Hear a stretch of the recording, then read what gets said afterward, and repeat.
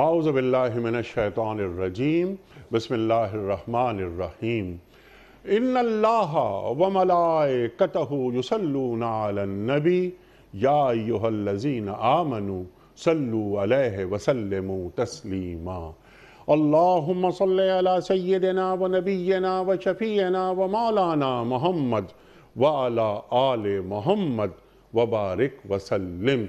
मोहतरम ख़वातीन व हज़रात, अस्सलामु अलैकुम। पयाम सुबह के साथ एक बार फिर हाजिर मैं हूँ, आपका मेज़बान अनीक अहमद। ख़वातीन व हज़रात, रोज़ाना आपकी खिदमत में हाजिर होते हैं और किसी न किसी मौजू पर अपने मुअज़्ज़ज़ उलमा से बात करवाते हैं और उनसे सीखते हैं, कुरान और सुन्नत की रोशनी में रहनुमाई हासिल करते हैं। ख़वातीन व हज़रात, आज का हमारा मौजू एक बड़ा ख़ास मौजू है जिसे आम तौर पर आम समझा जाता है। ख़वातीन व हज़रात, बाज़ छोटे छोटे मसाइल होते हैं, तवज्जो हमारी उस जानिब नहीं होती, होनी चाहिए। दीन निकाह के ताल्लुक़ से या निकाह में जो ख़र्च है उसके हवाले से क्या बयान फरमाता है। आज का हमारा मौजू है कि शादियों में फ़ुज़ूल ख़र्ची। ख़वातीन व हज़रात, सरकार दो आलम सल्लल्लाहु अलैहि वसल्लम का इरशाद के बेहतरीन निकाह वो है कि जिसमें सबसे कम खर्च किया गया हो। आज हम यहाँ देखते हैं अपने माशरों में और फिर क़र्न ऊला के माशरों के निकाह, हमारे मुअज़्ज़ज़ उलमा उनसे भी जोड़ेंगे निकाह के इस तकरीब को किस अंदाज से पहले किया जाता था, आज हम क्या कर रहे हैं। और निकाह से कबल हमारे माशरों में मंगनी, अल्लाहु अकबर, मंगनी में इतनी ज़्यादा फजूल खर्ची के मंगनी की तकरीब में कई शादियाँ निमटाई जा सकती थी। अल्लाहु अकबर। फिर ये मेहंदियाँ और ये ढोलकियाँ और जाने क्या क्या, ये सब चीज़ें हमारे माशरों में राइज हो गई हैं और अपनी जड़ें मजबूत बना चुकी हैं। ख़वातीन व हज़रात, दीन क्या हमें तालीम करता है। जहाँ दीन ये फरमाता है, कुरान करीम ये फरमाता है कि फ़ुज़ूल ख़र्ची करने वाले शैतान के भाई हैं, हमें क्या सबक मिल रहा है, हम कर क्या रहे हैं। ख़वातीन व हज़रात, इस सिलसिले में क्या रियासत को भी अपना कोई काम सर अंजाम देना चाहिए। मिसाल के तौर पर हमारे पास पंजाब में बड़ी अच्छी रिवायत है जिसका सब खैर मकदम करते हैं, बड़ी पजीराई करते हैं। वन डिश वक्त शादी का, तकरीबात का एक हद तक, उसके बाद लाइट्स ऑफ हैं। पाकिस्तान में बिजली का मसला है, तो क्या ही अच्छा हो कि पूरे मुल्क में हम यहाँ बैठ के प्रोग्राम कर रहे हैं। कराची में यहाँ 1, 1.5, 2 रात को आराम से बजते हैं शादियों में। ख़वातीन व हज़रात, 11 बजे के बाद तो बारात घर से निकलती है। बिलउमूम बाज़ लोग पाबंदी करते हैं औक़ात की, उन्हें करना चाहिए और उनकी तारीफ़ भी करनी चाहिए। अगर हुकूमत ये कहे और इस पर अमल करवा दे, क्योंकि क़ुव्वत नाफ़िज़ा उनके पास है कि ये शादियों में ये 20-20 डिशेज़ नहीं होंगी, 1 डिश रखें या हद से हद 2 डिशों का इस्तेमाल हो। दूसरी चीज़ ये कि रात को 9 बजे तक शादियां ख़त्म कर दी जाएं। दिन की लाइट इस्तेमाल क्यों नहीं करते हम। हमारे बचपन में हम दिन की शादियां भी देखते थे, अब वो शादियां तकरीबन ख़त्म होती जा रही हैं या हो चुकी हैं। ख़वातीन हज़रात, अपने मुअज़्ज़ज़ उलमा से हम सीखेंगे टू डूज़ के हवाले से। और एक सवाल हम ज़रूर रखना चाहेंगे कि आज के जो नौजवान हैं, जो जिनकी शादियां होने वाली हैं, उनको हमारे उलमा क्या तलक़ीन करेंगे कि अगर वो मेहंदियों से बिल्कुल दूर, ये शादियों से, ये अपनी ये जो ढोलकियाँ वग़ैरह, इन तमाम अखराजात से, इन तमाम फजूल खर्चियों से ख़ुद को महफूज कर लें और ये बात कह दें कि नहीं, मेरी शादी में ये मेहंदियाँ, ये मांझे, ये ढोलकियाँ नहीं होंगी और पैसे बचाए जाएंगे, तो क्या ये तजवीज़ हमारे उलमा देंगे। ये हम जानेंगे अपने 2 मुअज़्ज़ज़ उलमा से। कराची में तशरीफ़ फरमा है मोहतरम डॉक्टर मोहसिन नकवी साहब। ख़वातीन व हज़रात, डॉक्टर मोहसिन नकवी साहब हमारे मुल्क का बहुत मारूफ़ नाम, पाकिस्तान में पढ़ा, पाकिस्तान के बाहर पढ़ा, अमेरिका से आपने डॉक्टरेट किया, سابق ممبر اسلامی نظریاتی کونسل، اور اسلام آباد میں تشریف فرما ہیں ہم سب کے لیے بہت محترم استاد الاساتذہ محترم ڈاکٹر حبیب الرحمان عاصم صاحب۔ خواتین و حضرات، پچھلے دنوں ڈاکٹر صاحب دل کے مرض سے گزرے، اسٹنٹ ڈلا۔ اللہ تعالیٰ آپ کو صحت کاملہ عطا فرمائے اور اسی طرح ہم ڈاکٹر صاحب سے سیکھتے رہیں۔ خواتین و حضرات، قاری قرآن محترم عبدالہادی صاحب تشریف فرما ہیں۔ آپ سے گزارش کروں گا کہ سورہ بنی اسرائیل کی آیات 26 اور 27 کی تلاوت سے آج کے پروگرام کا آغاز فرمائیں۔ اعوذ باللہ من الشیطان الرجیم، بسم اللہ الرحمن الرحیم، وآت ذا القربى حقه والمسكين وابن السبيل ولا تبذر تبذيرا إن المبذرين كانوا إخوان الشياطين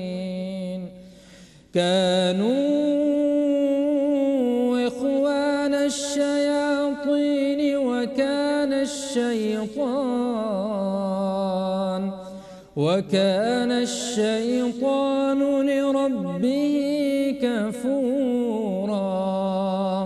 صدق اللہ العظیم۔ قاری صاحب، سبحان اللہ سبحان اللہ۔ ترجمہ پیش کر رہا ہوں۔ جو اپنے قصور پر متنبہ ہو کر بندگی کے رویے کی طرف پلٹ آئیں، رشتہ دار کو اس کا حق دو اور مسکین اور مسافر کو اس کا حق۔ فضول خرچی نہ کرو، فضول خرچ لوگ شیطان کے بھائی ہیں اور شیطان اپنے رب کا ناشکرا ہے۔ صدق اللہ العظیم۔ محترم خواتین و حضرات، آج کے پروگرام کے حوالے سے اس سے پہلے کہ ہم پہلا سوال رکھیں محترم ڈاکٹر حبیب الرحمان عاصم صاحب کی خدمت میں، اس سے قبل کل کے پوچھے گئے سوال کا درست جواب اور آج کا سوال۔ کل کا سوال یہ تھا کہ غزوہ بدر کس سنہ ہجری میں لڑی گئی؟ درست جواب 2 سنہ ہجری میں، 17 رمضان۔ آج کا سوال نوٹ فرما لیجئے۔ غزوہ خندق میں کفار نے مدینہ منورہ کا محاصرہ کتنے عرصے جاری رکھا؟ 1 ماہ، 2 ماہ یا 3 ماہ؟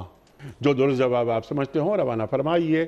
ہمارے فون نمبرز ہیں 0092213452709، ہمارا دوسرا فون نمبر ہے 009221343000980، ہمارا ای میل ایڈریس ps@dunyatv.tv، ہمارا SMS کا نمبر 3031، اور خواتین و حضرات ہمارا واٹس ایپ کا نمبر ہے 0092321825019 قبلہ ڈاکٹر صاحب ارشاد فرمائیے، یہ شادیوں میں فضول خرچی کے حوالے سے ہم کیا کر رہے ہیں، اس سے قبل دین ہمیں کیا تعلیم کرتا ہے؟ ارشاد۔ بسم اللہ الرحمن الرحیم۔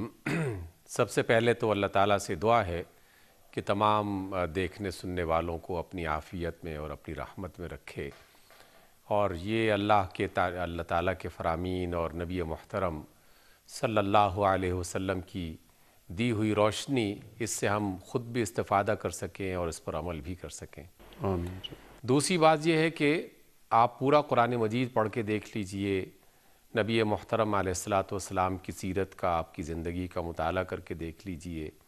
اللہ تعالیٰ کے جو کائنات کا نظام ہے، اس نظام کے کسی ایک پہلو پر یا اجمالی طور پر تمام کا جائزہ لیجئے۔ اللہ تعالیٰ نے اس میں ہر اعتبار سے ہمیں ایک معتدل اور میانہ روی والی زندگی، میانہ روی والا رویہ، اعتدال والا جو ہے وہ رویہ اختیار کرنے کی تعلیم دی ہے۔ اس کی کائنات بھی اسی بنیاد پر چل رہی ہے، اور اس کی وجہ سے اس کا حسن قائم ہے، اس کے اندر زندگی دوڑ رہی ہے، اور خود ہماری اپنی زندگی کے ایک ایک عمل میں، ایک ایک عضو کی حرکت میں جہاں جہاں اعتدال ہے نہ اس میں افراط ہو نہ تفریط ہو، نہ حد سے زیادہ آگے بڑھ جائے نہ حد سے زیادہ پیچھے ہٹ جائے، وہی اعتدال اور توازن والی زندگی پسند کی جاتی ہے، اور اسی میں انسانوں کے لیے اور کائنات میں رہنے والوں کے لیے راحتیں ہیں۔ اس بنیادی اصول کو جس نے بھی اپنایا، چاہے وہ فرد ہو یا قوم ہو یا معاشرہ، اور جس مقام پر بھی اس نے اپنایا، چاہے وہ بالکل ایک معمولی سا مسئلہ ہو یا کسی بڑے کام اور کسی بڑی مہم کو سر کرنا ہو، تو جہاں پر بھی اعتدال ہوگا وہاں بہتری ہوگی، وہ اس کے نتائج اچھے ہوں گے، اور اس سے انسان خود بھی لطف اندوز ہوگا اور دوسروں کو بھی فائدہ پہنچانے کے قابل ہو جائے گا۔ انسانی زندگی میں گھر بسانا یہ اس کی ایک جبلت کا حصہ بھی ہے، فطرت کا تقاضا بھی ہے، اور خود اللہ اور اس کے رسول صلی اللہ علیہ وسلم کا باقاعدہ حکم بھی ہے۔ یعنی یہ کوئی آپشنل چیز نہیں ہے کہ جو شخص چاہے اس نکاح کے بندھن میں وہ اپنے آپ کو شامل کرے، اور جو شخص نہ چاہے وہ اس شادی سے اپنے آپ کو دور رکھے۔ اللہ کی تعلیمات، اللہ کے رسول کی تعلیمات اس کو باقاعدہ ایک حکم کے درجے میں اہل ایمان کی طرف منتقل کرتی ہے۔ اس اعتبار سے یہ کام کرنا تو ہے، لیکن جو حکم بھی اللہ تعالیٰ کی طرف سے آیا ہے، تمام احکام کی طرح شادی والا حکم اور نکاح والا حکم جو ہے، اس میں بھی وہی آسانی پائی جاتی ہے جو دیگر احکام کے حوالے سے ہمیں نظر آتی ہیں۔ سبحان اللہ۔ اللہ رب العزت کا یہ جو فرمان ہے کہ لا یکلف اللہ نفسا الا وسعہا، اس کا اطلاق تمام تر کاموں پر ہوتا ہے، اور زندگی کے تمام جو امور ہیں وہ سب کے سب اس کے دائرے میں داخل ہو جاتے ہیں۔ یہ کیسے ممکن ہو سکتا ہے کہ اللہ فرمائے کہ تمہیں نکاح کرنا چاہیے، اللہ کے رسول فرمائے کہ تمہیں اس نکاح کے عمل میں داخل ہونا چاہیے، اور یہ میری سنت ہے، اور جس نے میری سنت کو نظر انداز کیا اس کا مجھ سے کوئی تعلق نہیں؟ تو ایسے کام جس کو واجب قرار دیا گیا ہو، جس کو لازم قرار دیا گیا ہو، اس میں مشکلات بنا دی گئی ہوں، ایسا ہو نہیں سکتا۔ اس لیے اللہ تعالیٰ نے اور اس کے رسول نے اس کام کو آسان بنایا ہے، اور جتنا آسان شریعت نے اس کو بتایا ہے، شاید ہی کوئی اور کام اس سے زیادہ آسان ہو سکتا ہے۔ محض دو افراد کی باہمی رضامندی، اور اس کے بعد کسی مجلس میں اس رضامندی کا باقاعدہ اعلان، اور اس اعلان کے حوالے سے کچھ گواہی اور کچھ شواہد اس کے موجود ہوں، بس اسی پر ہی نکاح مکمل ہو جاتا ہے۔ اور مہر جو ہے، اور اس میں بھی مہر میں بھی آپ نے ذکر کر دیا، تو مہر میں بھی اللہ کے رسول صلی اللہ علیہ وسلم نے یہ آسانی فرما دی کہ بغیر کسی خرچ کے بھی اس کو پورا کیا جا سکتا ہے۔ چونکہ آپ نے ذکر فرما دیا، اس لیے لازماً اس کا تذکرہ کر دیا جائے تو اچھا ہے۔ آپ علیہ الصلوۃ والسلام نے ایک صحابی سے پوچھا کہ بھائی نکاح کیوں نہیں کر رہے؟ تو انہوں نے کہا کہ بھائی اے اللہ کے رسول، میرے پاس تو کوئی ایسا مال و اسباب نہیں ہے جس کی وجہ سے حق مہر ادا کیا جا سکتا ہو اور میں اس رشتے کو آگے بڑھا سکتا ہوں۔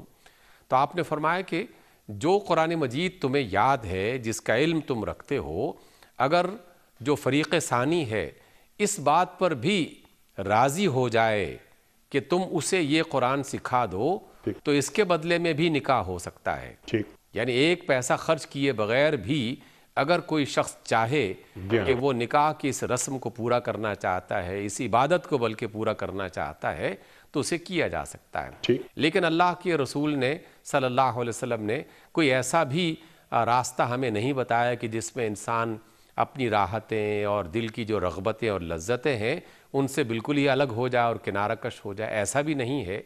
اس لیے وہ اعتدال کی راہ کہ جس میں دو افراد جو خاندانوں سے یقیناً جڑے ہوتے ہیں، چاہے ان کا تعلق ایک ہی خاندان سے ہو یا دیگر خاندانوں سے ہو، اگر کسی بھی ایسی مجلس میں وہ اس نکاح کی رسم کو اور عبادت کو ادا کرنا چاہتے ہوں، تو اس میں ایک معمولی سے خرچ کی بنیاد پر بھی اس کو پورا کیا جا سکتا ہے۔ اسی وجہ سے شریعت مطہرہ کی تعلیمات ہمیں مسلسل ایک ہی بات کی طرف رغبت دلاتی ہیں کہ نکاح جس سے انسان کی عزت اور عفت محفوظ ہوتی ہے، جس سے نسل انسانی میں ترقی ہوتی ہے اور خاندانوں میں محبت کا، رحمت کا اور مہربانی کا ایک رنگ آگے بڑھتا ہے، تعلقات بہتر ہوتے ہیں، اس کو جتنا آسان کیا جائے اتنا ہی زیادہ بہتر ہے۔ اس لیے آپ صلی اللہ علیہ وسلم کی تعلیمات میں نکاح کی جتنی بھی شرائط ہیں ان تمام شرائط کو اگر سامنے رکھا جائے تو وہ ان 2-3 باتوں کے علاوہ نہیں ہے. اس کے علاوہ جو کچھ بھی ہے وہ ہماری علاقائی رسم و رواج ہو سکتا ہے, کسی بندے کی ذاتی پسند اور ناپسند ہو سکتی ہے. اور انیق بھائی اس میں ایک اضافہ یہ کرنا چاہوں گا, معلومات کے لیے نہیں بلکہ لوگوں کی آسانی کے لیے, کہ قطعی طور پر جب ہم اس کا تذکرہ کرتے ہیں تو اس کا مطلب یہ نہیں ہے کہ کسی علاقے کی اور کسی فرد کی اور کسی خاندان کی کسی بھی رسم کو مکمل طور پر ختم کر رہے ہیں یا اس کی نفی کی جا رہی ہے. ایسا نہیں ہے. بہت سارے ایسے کام ہیں جو بغیر کسی پریشانی کے اور بغیر کسی اسراف کے اور فضول خرچی کے انسان اختیار کر سکتا ہے.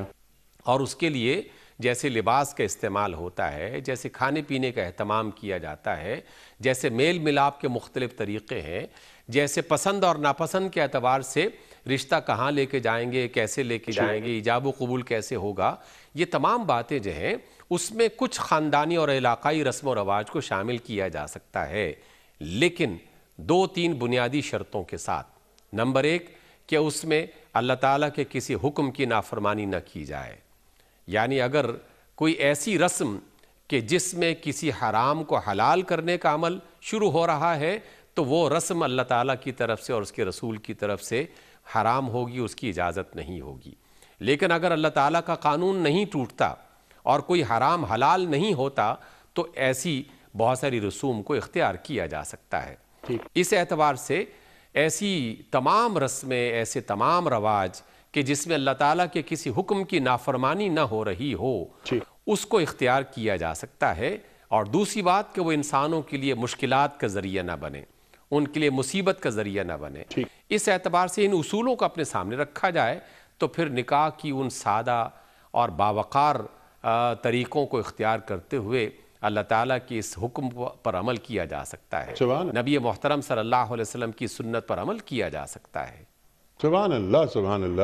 سرکار دو عالم صلی اللہ علیہ وآلہ وسلم کی سنت پر عمل کیا جا سکتا ہے. النکاح من سنتی من رغب عن سنتی فلیس منی. سرکار دو عالم صلی اللہ علیہ وآلہ وسلم کا ارشاد. ڈاکٹر صاحب نے کہا بنیاد, پھر نکاح کی پاکیزگی وغیرہ وغیرہ تمام گفتگو سامنے آئی, اور وہ جو امت وسط ہیں ہم, پھر اعتدال کی بات, کیا اچھی بات فرمائی ڈاکٹر صاحب نے. ایک چیز اور ذرا سا میں چاہ رہا تھا کہ اس پر بھی گفتگو ہو, پھر اس کے بعد ہم اس کے در کھولتے رہیں گے آپ حضرات کے ذریعے. نکاح مسجد میں ہونا چاہیے, کیوں یہ نکاح کی تقریبات باہر ہو رہی ہیں؟ برکت بھی ہوتی ہے اور ایک سنت بھی پوری ہو رہی ہے کہ آپ صلی اللہ علیہ وآلہ وسلم نے نکاح کی تقاریب مساجد میں منعقد کروائیں. آج بھی ہوتا ہے نکاح مساجد میں, لیکن کم کم ہو رہا ہے. ارشاد فرمائیے, شادی بیاہ, فضول خرچی, دین کی تعلیمات, دین کی روشنی, ہم کیا کر رہے ہیں؟ بسم اللہ الرحمن الرحیم. بنیادی گفتگو تو محترم ڈاکٹر صاحب نے فرما دی. جی, ہم سورہ نور کی ایک آیہ مبارکہ کی طرف توجہ دلائیں گے. وَانْكِحُوا الْأَيَامَ مِنْكُمْ وَالصَّالِحِينَ مِنْ عِبَادِكُمْ وَإِمَائِكُمْ إِنْ يَكُونُوا فُقَرَاءَ يُغْنِهُمُ اللَّهُ مِنْ فَضْلِهِ. سبحان اللہ, سبحان اللہ. اللہ تعالیٰ فرماتا ہے کہ تم نکاح کرو, ٹھیک ہے, آزاد اور غلام عورتوں سے, ان سے, شادی شدہ سے اور غیر شادی شدہ سے, دونوں سے, جو مطلقہ ہیں ان سے بھی ہو سکتا ہے, بیواؤں سے بھی ہو سکتا ہے, ٹھیک ہے. اگر تم فقیر ہوگے تو اللہ تم کو غنی کر دے گا. یکونوا فقراء یغنہم اللہ من فضلہ. سبحان اللہ.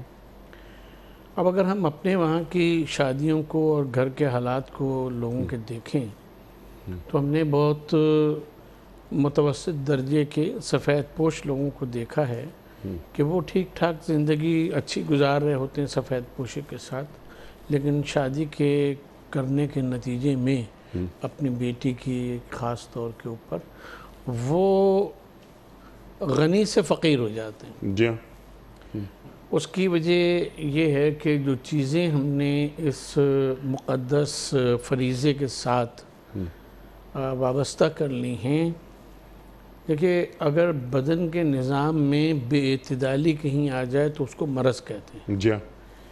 یہی معاشروں کے ساتھ بھی ہوتا ہے کہ اگر جو اعتدال کے ساتھ جو چیزیں چل رہی ہیں، جو قانون فطرت اللہ تبارک تعالیٰ نے بتا دیا اور جو معاشرہ نبی پاک صلی اللہ علیہ وسلم کی تعلیمات کے مطابق قائم ہوا، اس میں بے اعتدالی ہوگی تو امراض پیدا ہو جائیں گے، معاشرتی امراض پیدا ہو جائیں گے. ٹھیک.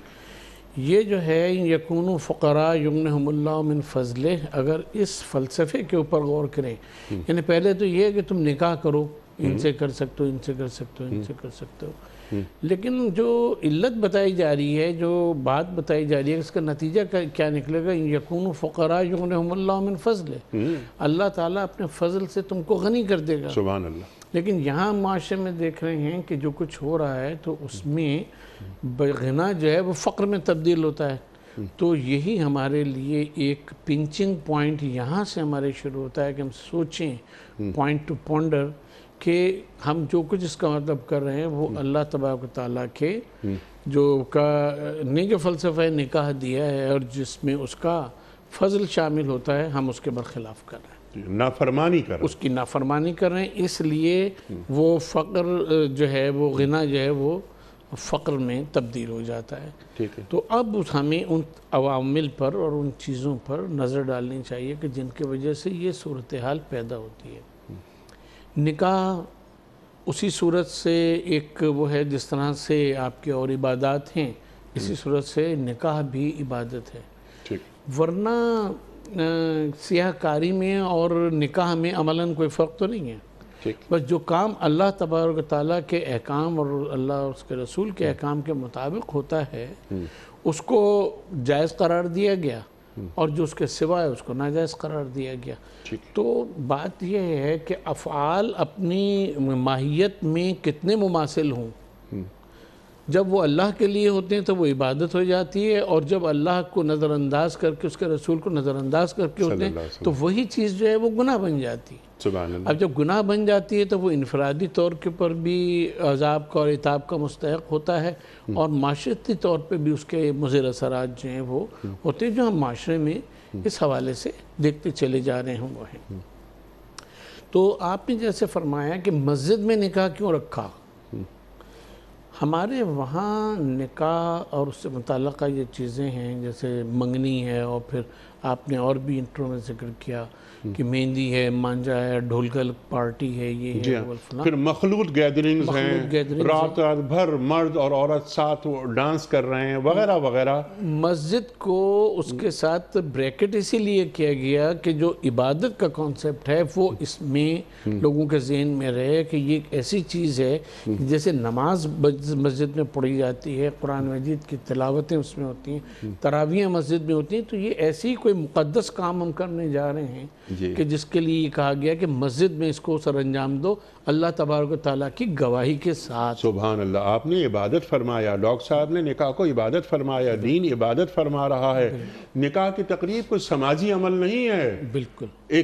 کیا اچھی بات ہے، مسجد میں داخل ہو اور جب نکاح ہو تو نکاح جب پڑھا جا رہا ہے، خطبہ نکاح میں کم از کم 4 مرتبہ تقوی کا ذکر ہو رہا ہے. قرآن کریم کی 4 آیات آ رہی ہیں، تو اللہ کو شامل کیا جائے.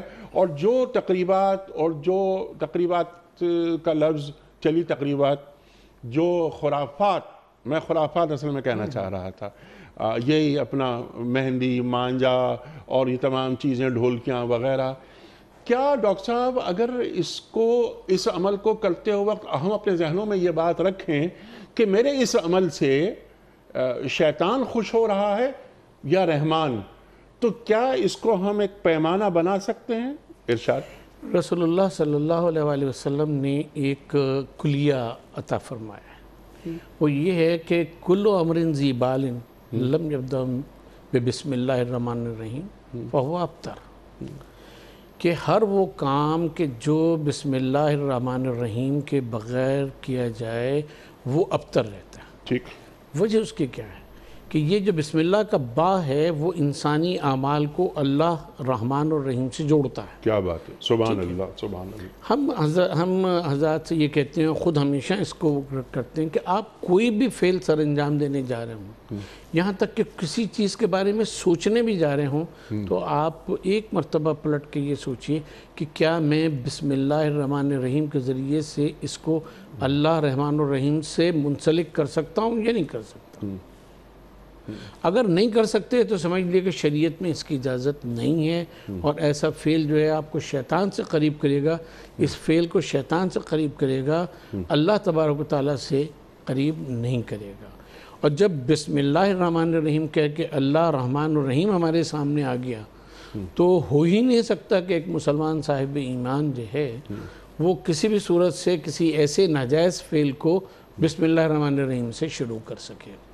تو یہ جتنے افعال ہیں، یہ جتنی رسوم ہیں، یہ جتنی چیزیں ہیں، وہ ان سے پہلے ہم ہمارے والدین، یہ جو ہمارے نوجوان بچے ہیں، ان کو یہ بات سمجھا دی جائے کہ بیٹا جو بھی کام کرنا، جو بھی چیز شروع کرنا، جو بھی تقریب تم کہہ رہے ہو، جس کو تقریب کے معنی قریب کرنے کی، قریب کرنے کی صورت، لوگوں کو جمع کرنے کی صورت جو بھی پیدا کرو، کیا اس کو بسم اللہ الرحمن الرحیم سے شروع کر سکتے ہو؟ نہیں کر سکتے ہو، چھوڑ دو. کسی مفتی کے پاس جانے کی ضرورت نہیں ہے، کسی مولوی کے پاس جانے کی ضرورت نہیں ہے، کسی عالم سے کنسلٹ کر کے مولانا یہ کر سکتے ہیں یا نہیں کر سکتے. بھئی بسم اللہ نہیں پڑھ سکتے تو نہیں کر سکتے. دل سے فتویٰ لیجئے، دل سے فتویٰ لیجئے کہ میں دل کو مفتی بنا لیجئے، بسم اللہ کے بے کے ذریعے اس کو اللہ رحمان الرحیم سے منسلک کر سکتا ہوں یا نہیں کر سکتا. نہیں کر سکتا، چھوڑ دیے، ختم.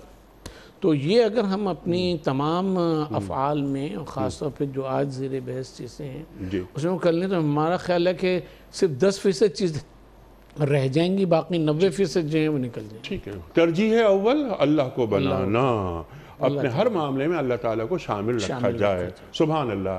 اچھا ڈاکٹر عاصم صاحب، آپ نے بات فرمائی، پھر آپ نے اعتدال کی بات فرمائی تھی آغاز کلام میں. اعتدال ایک آپ کا ہے، ایک میرا ہے، ایک ڈاکٹر صاحب کا ہے، ایک قاری صاحب کا ہے. اعتدال کی شکلیں تبدیل ہوتی رہتی ہیں. ایک شخص ہے جو ارب پتی ہے، اس کا اعتدال کچھ اور ہوگا، اور مجھ جیسے غریب آدمی کا اعتدال کچھ اور ہوگا. تو اس کا کلیہ، اس کا فارمولہ دین کی روشنی میں کیسے بنتا ہے؟ دیکھیے انیق بھائی، جو اصول اور ضابطے بنتے ہیں اس میں ایک بنیادی بات یہ ہوتی ہے کہ اسے اگر ضابطہ بنا دیا جائے تو وہ سب کے لیے قابل عمل ہو جائے. ایسا نہیں ہے کہ وہ ضابطہ تو بن گیا لیکن اس میں ہر ایک فرد اپنی مرضی سے اسے ربڑ کی طرح کوئی کھینچ کر اسے لمبا کر رہا ہے اور کوئی چھوڑ کر اسے جو ہے وہ تنگ کر رہا ہے. جب بھی کوئی اصول یا ضابطہ بنتا ہے تو اس پر کوئی بھی فرد عمل کرنا چاہے تو اسے بآسانی عمل میں لا سکتا ہو. اسی کو بنیاد بنایا جاتا ہے. جب ہم کہتے ہیں کہ اسراف اور تبذیر، ان دونوں کو اللہ نے اور اس کے رسول صلی اللہ علیہ وسلم نے فضول خرچی کو جو ناپسند کیا، اللہ تعالیٰ کا یہ فرمان کہ جو اہل ایمان ہوتے ہیں نہ وہ کنجوسی کا مظاہرہ کرتے ہیں اور نہ ہی وہ فضول خرچی کرتے ہیں، بلکہ ان دونوں کے درمیان میں رہتے ہیں. یعنی جہاں خرچ کرنے کی ضرورت ہے وہاں خرچ ضرور کرنا چاہیے، اور جہاں خرچ کرنے کی ضرورت نہیں ہے تو وہاں یقیناً اپنے ہاتھ کو روکنا چاہیے. اور وہ جو پیسے وہاں سے بچتے ہیں، یقیناً اللہ تعالیٰ کی دنیا میں ایسے بے شمار افراد اور ایسے بے شمار اور مواقع ہیں کہ اسے ان پیسوں کو وہاں پر خرچ کیا جا سکتا ہے. اس اعتبار سے جو بھی آدمی کسی اصول کو اپنانا چاہتا ہے اس کے لیے لازماً اس اصول کو اپنے سامنے رکھنا چاہیے اور اس پر عمل کیا جا سکتا ہے.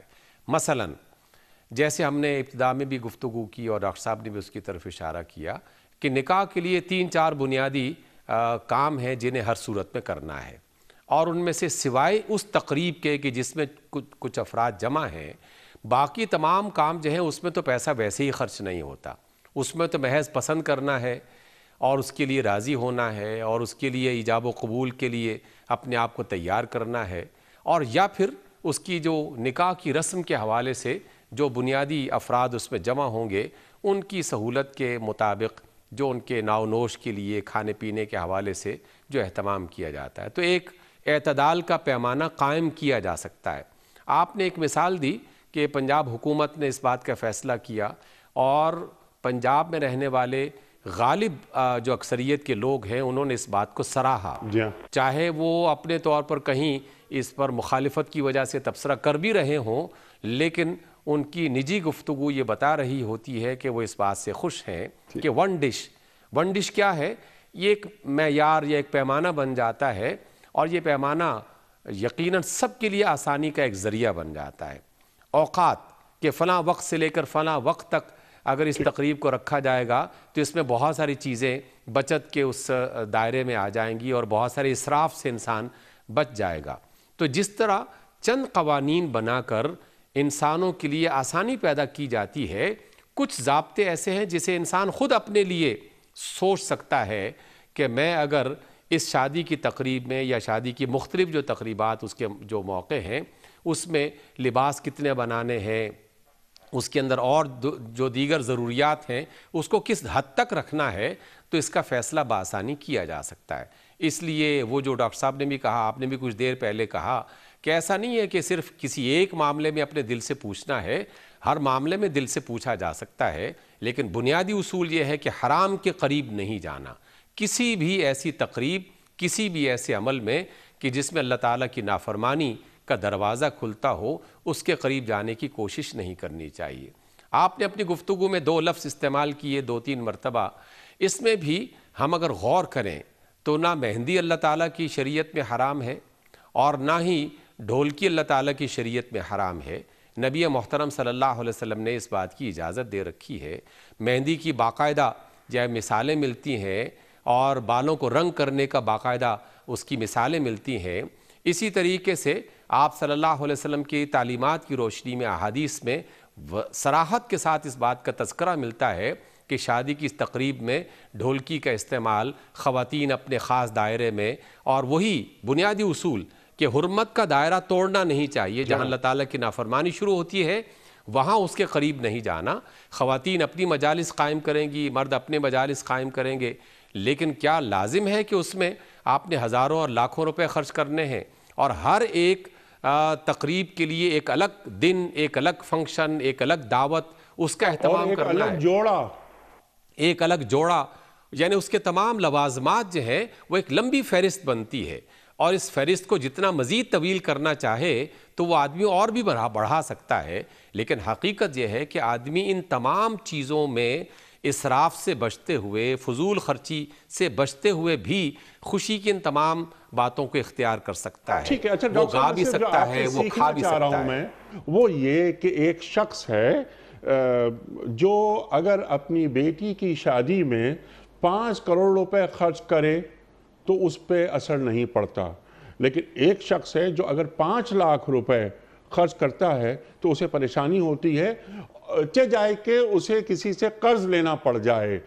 تو دونوں میں کچھ فرق ہوا، یا جو شخص 5 کروڑ روپے خرچ کر رہا ہے بآسانی، کیونکہ ظاہر ہے معاشرے میں طبقات ہوتے ہیں، ہمارے معاشروں میں بہت سے لوگ ارب پتی بھی ہیں، اگر وہ اپنی بیٹی کو 5 کروڑ روپے دے کر رخصت کر رہا ہے، یا اس کو کوئی 300 جوڑے بنا رہا ہے، اسے 2 کروڑ روپے کا جہیز دے رہا ہے کیونکہ وہ افورڈ کر سکتا ہے، تو کیا اس پر دین کوئی رکاوٹ ڈالتا ہے؟ دیکھیے، میرا جو مطالعہ ہے قرآن و سنت کا اور نبی محترم صلی اللہ علیہ وسلم کی سیرت کا، آپ کے اصحاب، آپ کے اہل بیت، ان کی سیرت کا، کاش کہ ہم اس کا مطالعہ کریں اور اس کے نتیجے میں جو اس کی اندر سے روح ہمیں میسر آ رہی ہے، جو مزاج مل رہا ہے جناب رسول اللہ صلی اللہ علیہ وسلم اور آپ کے خاندان کا، کاش کہ ہم وہ سیکھیں۔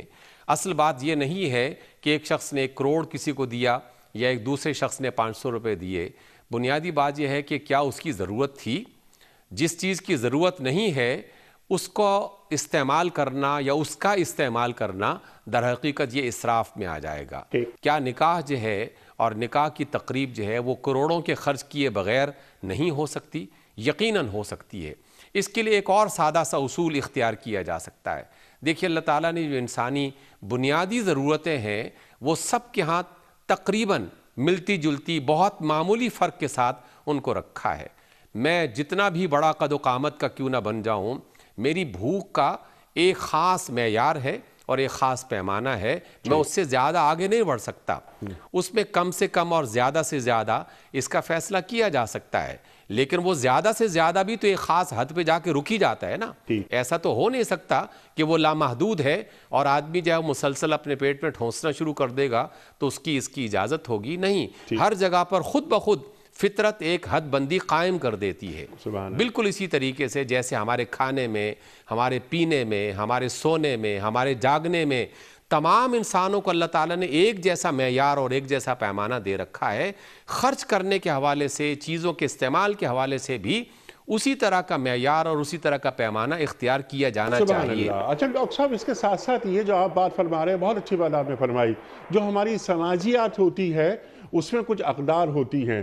اگر میں 5 کروڑ روپے خرچ کر رہا ہوں اپنی بیٹی کی شادی میں تو میں سماج کو تباہ کر رہا ہوں، کیونکہ وہ گھرانے جن کے گھر میں بیٹیاں بیٹھی ہوئی ہیں اور وہ اتنا زیادہ خرچ نہیں کر سکتے، ایک جو شادی کا جوڑا ہے دلہن کا 20-20 لاکھ روپے میں تیار ہو رہا ہے، یہی ہم دیکھتے ہیں، سنتے ہیں، اور خاندانوں میں جب ہم جاتے ہیں تو ہم یہ دیکھتے ہیں تو ہم سر پکڑ لیتے ہیں۔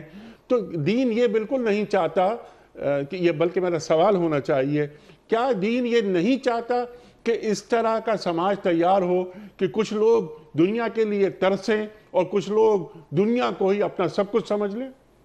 دیکھیے انیق بھائی، یہ بہت ہی بنیادی اور مرکزی بات ہے، اور ہمیں اس کو سیکھنا بھی چاہیے اور اس کو رواج بھی دینا چاہیے، اسے سمجھانا بھی چاہیے۔ آقا رحمت علیہ السلام اس دنیا میں، اس کائنات میں سب سے عظیم ہستی، اور اللہ تعالیٰ کی مرضی ان کی مرضی کے ساتھ شامل ہوا کرتی تھی اور ہمیشہ سے رہی ہے۔ آپ علیہ السلام خود فرماتے ہیں ایک موقع پر ایک سوال کے جواب میں کہ میں اگر چاہوں تو میرا رب میرے لیے ان پہاڑوں کو سونے کا بنا سکتا ہے، ان بستیوں کو سونے کا بنا سکتا ہے، لیکن آپ صلی اللہ علیہ وسلم نے نہ ایسی خواہش کی اور نہ اللہ تعالیٰ نے ان کی آسانی کے لیے اس طرح کی سہولتیں اور اس طرح کی آسائشیں انہیں عطا کی۔ کیوں؟ کیا اللہ تعالیٰ کے خزانوں میں کچھ کمی آ گئی تھی، یا کیا رسول اللہ صلی اللہ علیہ وسلم ایسا کرنے سے قاصر ہو گئے تھے؟ نہیں، وہ جو سماج جس کی طرف آپ اشارہ کر رہے ہیں، در حقیقت شریعت کا بنیادی یہ فلسفہ ہے کہ جو تعلیمات اللہ کی طرف سے آ رہی ہیں ان پر عمل کرتے ہوئے سارے معاشرے کو، ساری سوسائٹی کو ایک دوسرے سے قریب کیا جائے، اور ان کے درمیان میں وہ تفاوت جو سرمایہ دارانہ نظام یا انسان کی ذاتی لالچ کی وجہ سے یا شیطان کے بھائی بننے کی صورت میں اس کے اندر مختلف قسم کی غلط خواہشات پیدا ہوتی ہیں، اس کے نتیجے میں وجود میں آتا ہے جو معاشرہ۔ اسلام ایسے معاشرے کو نہ بننے دینا چاہتا ہے، نہ اس کو رواج دینا چاہتا ہے۔ سبحان اللہ۔ آپ صلی اللہ علیہ وسلم نے مدینے میں گزرتے ہوئے ایک گلی میں سے ایک مکان کو دیکھا کہ جو 2 منزلہ بن چکا تھا، تو کیا 2 منزلہ مکان بنانا اسلام کی روح سے حرام ہے؟ یقیناً حرام نہیں ہے، لیکن آپ صلی اللہ علیہ وسلم جو تعلیم لوگوں کو دینا چاہتے تھے وہ یہ کہ سارا معاشرہ اگر 1 منزلہ گھر میں رہ رہا ہے تو اس میں جو 2 منزلہ بنے گا تو یہ باقی تمام لوگوں کے لیے مصیبت کا یا بہت سارے افراد کے لیے پریشانی کا ذریعہ بن سکتا ہے۔ اس لیے آپ کے چہرے کا رنگ بدلا، اور جیسے ہی اس صاحب خانہ کو پتہ چلا کہ آپ صلی اللہ علیہ وسلم یہاں سے گزرے تھے اور آپ کے چہرے پر ناراضگی کا اظہار ظاہر ہو گیا تھا، تو انہوں نے آؤ دیکھا نہ تاؤ فوری طور پر وہ اوپر والی منزل گرا دی، اس لیے کہ جو معاشرہ اسلام تخلیق کرنا چاہتا ہے اس میں اعتدال، میانہ روی، ایک دوسرے کی قربت، اس کو اختیار کرنا چاہتا اور ہے، اس کو رواج ایک دینا دوسرے چاہتا ہے۔ کی۔ سبحان اللہ، سبحان اللہ۔ ڈاکٹر صاحب، کتنی اہم گفتگو، اللہ اکبر۔ پورا دین کا فلسفہ بھی سامنے آ گیا، دونوں حضرات نے بیان فرما دیا، اور وہ نکاح سماجی عمل نہیں بلکہ عبادت ہے، اور سبحان اللہ، سبحان اللہ۔ پھر غنی اور غنی سے فقیر، فقیر سے غنی، جو آپ نے پورا فلسفہ ہمیں سمجھا دیا۔ اب ٹو ڈوز کے حوالے سے جو چند کام ہمیں کرنے چاہیے، ایک تو ذاتی طور پر کہ میرا اور آپ کا کام کیا ہے، ذمہ داری میری اور آپ کی کیا ہے، ایک مسلمان کی حیثیت سے، ایک پاکستانی کی حیثیت سے۔ اس کے ساتھ ساتھ جو ریاست کی ذمہ داریاں ہوتی ہیں، کیا ریاست کو انوالو ہونا چاہیے اپنے کسی عمل کے ذریعے ان تمام مسائل میں، ونڈج کے حوالے سے؟ یا میں نے انٹرو میں ایک بات کہنے کی کوشش کی تھی کہ لائٹ کا استعمال، اگر ہم ڈے لائٹ استعمال کریں، پاکستان ایک غریب ملک ہے، بجلی نہیں ہے ہمارے پاس، تو اس سلسلے میں کیا حکومت یہ آرڈیننس نافذ کر دے یہ حکم آ جائے، قوت نافذہ حکومت کے پاس ہے کہ جناب والا رات 9 بجے کے بعد کوئی شادی نہیں ہوگی، ہماری کتنی بجلی بچ جائے؟ ارشاد۔ بسم اللہ الرحمن الرحیم۔ ڈاکٹر صاحب کی پرمغز گفتگو کے بعد گفتگو کرنا ذرا مشکل ہے، لیکن ایک آدھ چیز کی طرف ہم اشارہ کرتے ہیں۔ اسلام کے بنیادی فلسفے میں ایک چیز ہے جس کو ہم کہنا چاہیے کہ عدل اجتماعی۔ جی ہاں۔ عدل اجتماعی کا مفہوم جو بہت بڑا ہے، اس کے پہلو بہت ہیں۔ اسی میں سے ایک پہلو یہ ہے کہ جو معاشرتی بیلنس جو بھی ملک ہے، چاہے امیر سے امیر ملک ہو اور چاہے ہماری طرح کا متوسط اس کا یا غریب کوئی ملک ہو، اس کا اپنا ایک سوسائٹل بیلنس ہوتا ہے، ٹھیک ہے؟ وہ سوسائٹل بیلنس اگر آؤٹ ہو جائے، کوئی کر دے، یا ایک طبقہ اگر اس کو کرنے کی، اس بیلنس کو توڑنے کی کوشش کرے یا توڑ دے، تو جیسے ہم نے عرض کی کہ اعتدال جو ہے وہ صحت کا نام ہے، اور اس اعتدال میں بگاڑ آ جائے تو وہی مرض ہے۔ جی ہاں۔ تو معاشرتی امراض جو ہیں وہ شروع ہو جاتے ہیں۔ ایسے طبقات کے جن کو عرف عام میں ویل ٹو ڈو کہا جاتا ہے، جن کو پتہ نہیں ان کے پاس کتنی دولت ہے، وہ ہے فلاں، ان کو کسی بھی مرحلے پر عدل اجتماعی یا سوسائٹل بیلنس جو ہے اس کو توڑنے کی اجازت نہیں دی جا سکتی۔ جی ہاں۔ اچھا، اس کی راہ میں جو عوام الناس ہے وہ کھڑے بھی نہیں ہو سکتے کہ وہ اس سے مقاومت کرے کہ بھئی ہم تمہیں نہیں کرنے دیں گے، ایسا نہیں کرنے دیں گے، ویسا نہیں کرنے دیں گے، کیونکہ یہ سوسائٹی کا بیلنس جب آؤٹ ہوتا ہے تو پھر سوسائٹی میں ہر چیز آؤٹ ہو جاتی ہے۔ معیشت بھی آؤٹ ہوتی ہے، معاشرت بھی آؤٹ ہوتی ہے، وہ جو پولیٹکس جو ہے وہ بھی آؤٹ ہوتی ہے، نظام حکومت، نظام خاندان، سب چیزیں بگڑ جاتی ہیں۔ ٹھیک ہے۔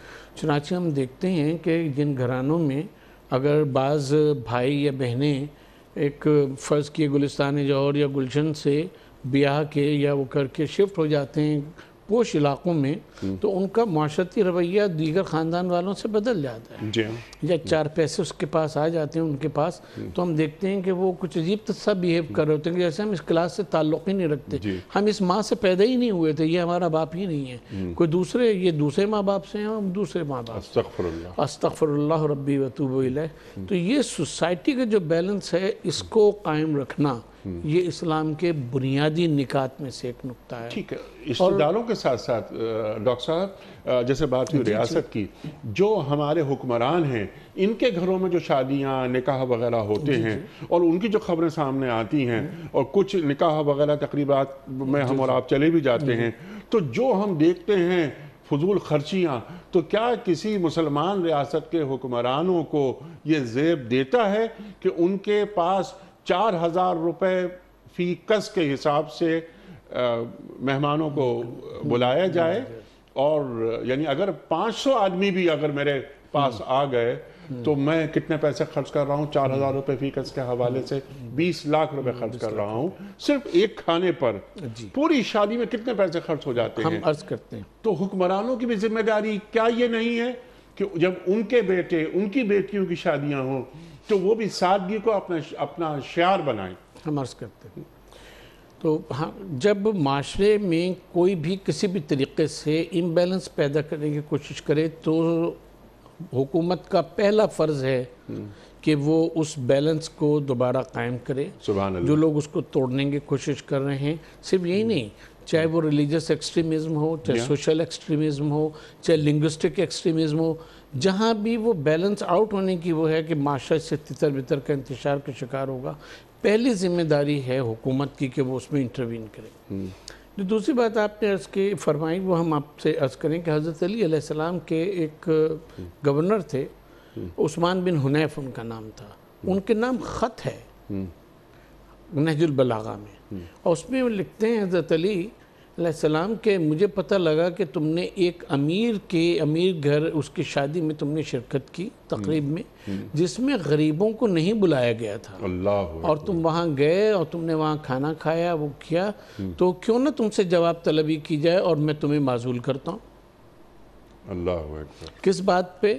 کہ ایک ایسی تقریب میں تم نے شرکت کی کہ جس میں غریبوں کو نہیں بلایا گیا تھا، صرف امیروں کو بلایا گیا تھا، اور امیروں کی ہی وہ تقریب تھی، ठीक। तो तुम मुसलमानों के हाकिम होते हुए, गवर्नर होते हुए, आमिल होते हुए तुम वहाँ चले कैसे गए? अल्लाह अकबर। तो ये मसूलियत है हुक्मरानों की कि जो इस्लाम देखना चाहता है, सुभान और अगर इस तरह से वो किया जाए, अकाउंटेबल किया जाए हुक्मरानों को, और वो इस बात को समझें कि शरीयत का उसूल ये है कि सबसे पहले आकाए नामदार ने उन अहकाम पे अमल करके दिखलाया। अब अगर आप हाकिम होने का वो करते हैं कि हम मुसलमान मुल्क के हाकिम हैं, तो ये सोचना चाहिए कि सबसे पहली मेरी जिम्मेदारी है कि मैं उन अहकाम इस्लामी के ऊपर अमल और जिस तरह पाकिस्तान में रहने बसने वाले एक आम आदमी के घर में शादी होती है, मेरे घर में जो शादी हो उसका भी मेयार वही रहे जो मजमूई तौर पर पाकिस्तान में रहने बसने वालों का है। हज़रत उमर रज़ी अल्लाह ताला अन्हु और हज़रत अली अलैहिस्सलाम के दोनों के बारे में ये बात मिलती है कि वो उनके साथी कहते हैं कि हम बैठे हुए थे और खाना आया, खाने में पानी था, शहद था और नमक था जी। तो आपने कहा कि एक खाना उठा लो, क्योंकि मैं एक वक्त में एक से ज़्यादा खाना नहीं खाता।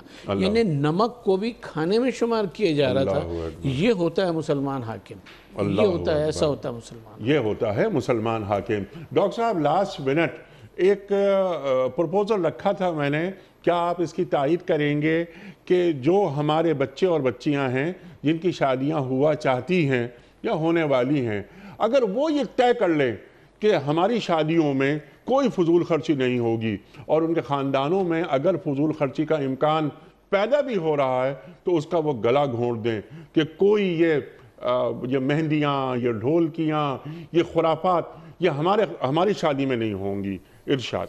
मैं समझता हूँ कि ये प्रपोज़ल जो है वो बहुत ही अच्छी है, लेकिन इस पर अमल दरामद होने के लिए और इस पर अमल करने के लिए इससे ज़्यादा मज़ीद एक कदम आगे बढ़ते हुए कि जब ये इक़दाम किया जाए या इसके बारे में सोचा जाए, तो सिर्फ़ हमारे नौजवान जिनकी शादियां होने वाले हैं, बेटे और बेटियां, वही ना हों बल्कि घर के अफराद जब बाकी तमाम चीज़ों के बारे में मिलकर मशवरा कर रहे हों तो उसी मजलिस में इस मशवरे को भी शामिल कर लिया जाए। तो क्यों ना इस शादी को, ये जो तकरीब आने वाली है, इसमें हम अपने अल्लाह को भी राज़ी करें, अल्लाह के रसूल को भी राज़ी करें और माशरे के हमारे ख़ानदान के जो अफराद हैं उनको भी राज़ी करें।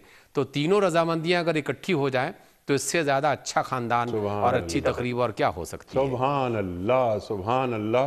फिर बरकत क्यों नहीं पैदा करेगा अल्लाह इस रिश्ते में। बिल्कुल। सुभान अल्लाह, सुभान अल्लाह।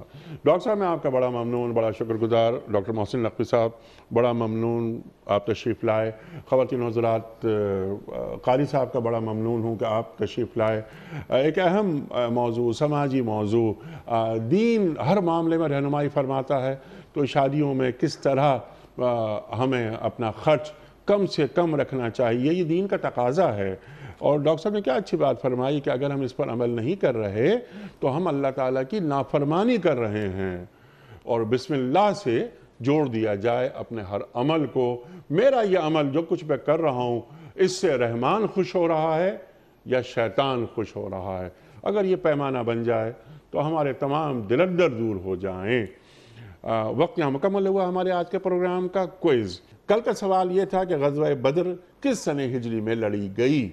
दुरुस्त जवाब 2 सने हिजरी में। आज का सवाल नोट फरमा लीजिए। ग़ज़वा खंदक में कुफ़ार ने मदीना मुनव्वरा का मुहासरा कितने अरसे जारी रखा? 1 माह, 2 माह या 3 माह? जो दुरुस्त जवाब आप समझते हो रवाना फरमाइए। हमारे फ़ोन नंबर्स हैं 009221 345 2709। हमारा दूसरा फ़ोन नंबर है 009221 343 00980।